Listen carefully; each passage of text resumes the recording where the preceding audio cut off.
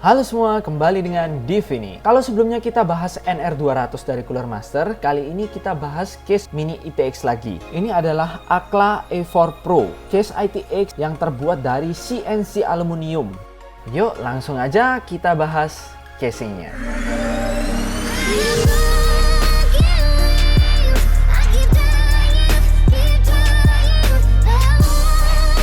Oke, langsung aja kita mulai. Ini adalah case ITX Premium dari Akla. Akla sendiri adalah perusahaan dari Cina. Sebelumnya terima kasih kepada Akla yang telah menyediakan unit ini untuk saya review.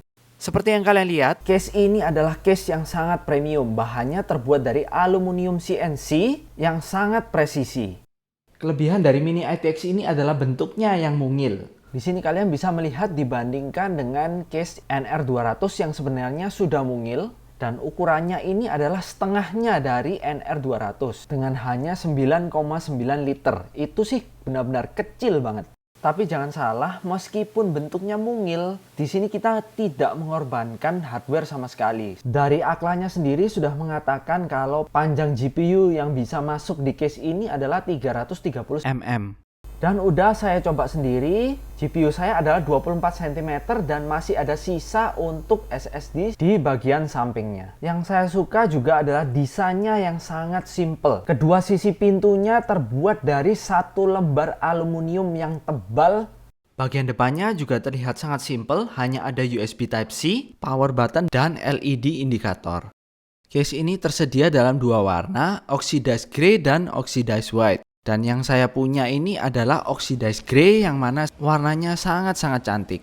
Juga terdapat sentuhan yang sangat unik yaitu handle-nya yang terbuat dari kulit sintesis. Dan Akla memberikan dua warna handle dalam paket pembelian kalian. Dan ini nih yang paling saya demen. Cara membuka side panelnya nggak kayak biasanya. Panelnya bisa di-slide dengan mulusnya naik ke atas dan ke bawah. Keren banget kan? Case ini menggunakan sistem sandwich, jadi wajib memakai riser cable. Saya menyarankan kalian mengambil paket yang sudah include dengan riser cable-nya. Cara masangnya juga sangat gampang sekali karena udah disediakan dudukan untuk riser cable-nya. Oke, langsung aja kita coba merakit di case mini ITX ini. Yang pertama, komponen terpenting adalah PSU SFX karena ini adalah case mungil yang mana hanya muat PSU tipe SFX. Di sini kita pakai FSP Dagger Pro yang sudah modular karena jujur aja di case sekecil ini sangat susah untuk mengatur kabel manajemennya. Jujur saya sendiri juga agak kesusahan mengatur kabel di casing ini. Tapi dengan bantuan Velcro strap semuanya bisa terlihat sedikit lebih rapi. Cara untuk memasang PSU-nya sangat gampang banget. Kita udah diberikan PSU bracket dan kita tinggal pasang aja menggunakan Torx screw yang diberikan dalam paket pembeliannya. Sebagai info, skrup yang diberikan bukan skrup Phillips head, melainkan Torx screw. Jadi kalian wajib untuk memakai Torx screwdriver yang sudah termasuk di kotaknya.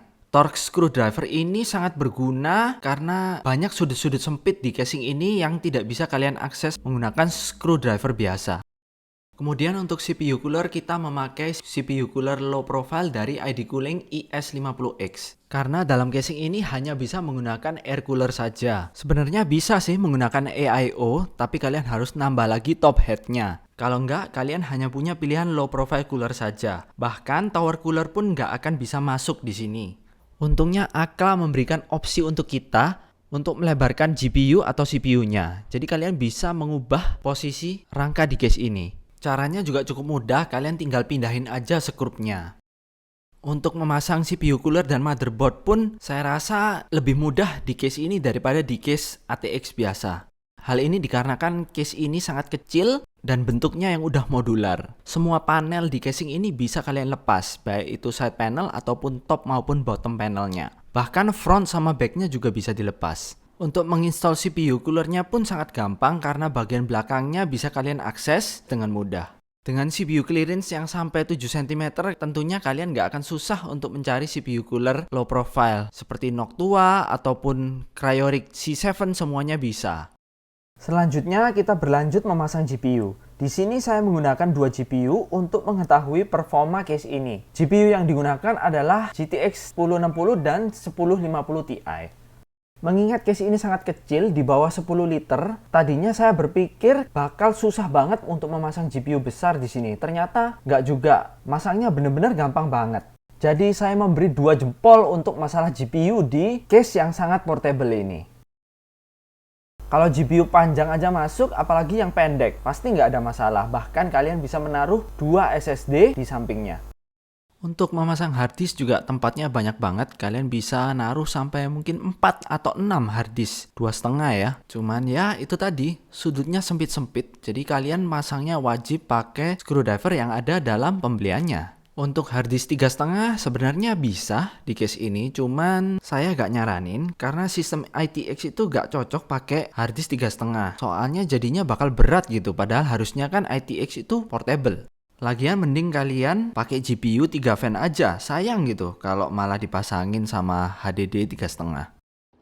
Kalian juga bisa memasang 2 fan 12 cm di bagian atas. Caranya langsung aja kalian baut di bagian bracketnya. Selain itu juga, kalian bisa memasang satu lagi fan 12 cm di bawah PSU. Seperti yang kalian lihat, case ini hampir di semua bagiannya terdapat mesh. Hanya di bagian depannya aja yang tidak ada meshnya. Nah, ini membuat airflow atau thermal di case ini jadi oke banget. Saya udah coba ngetes suhu CPU-nya dan GPU-nya. Di sini kalian bisa lihat langsung hasilnya. CPU i5 Gen 4 ini dalam keadaan idle memakai IS50X suhunya mencapai 39 derajat Celcius.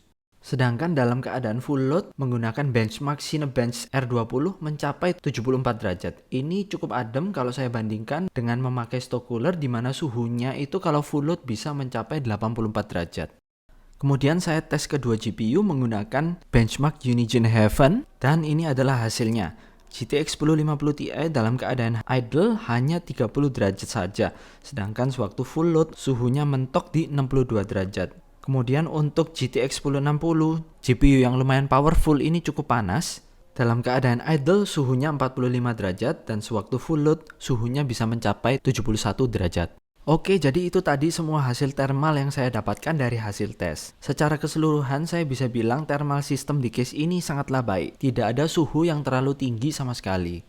Kalau ngomong kekurangan, pasti tidak ada yang sempurna. Sedikit kekurangannya antara lain tidak adanya buku manual. Jadi kalian harus lihat paduannya di halaman Taobao-nya. Kemudian sedikit perbedaan warna pada bagian side panel dan panel depan. Kalau terlihat sekilas memang tidak terlihat, tapi kalau kalian perhatikan baik-baik terdapat sedikit perbedaan warna. Kemudian power buttonnya yang sedikit berbunyi, tapi kalau dalam pemakaian sehari-hari kalian nggak akan merasakannya. Secara keseluruhan ini adalah case alternatif Ghost S1 yang sangat bagus dan dengan keunikannya tersendiri. Bahkan bisa dibilang fiturnya lebih banyak dari Ghost S1. Oke, sampai segini dulu reviewnya. Bagi kalian yang ingin membeli case-nya, bisa langsung ke Taobao, linknya ada di deskripsi. Kalau kalian suka dengan konten PC atau konten mini ITX, jangan lupa subscribe juga. Divini, pamit dulu.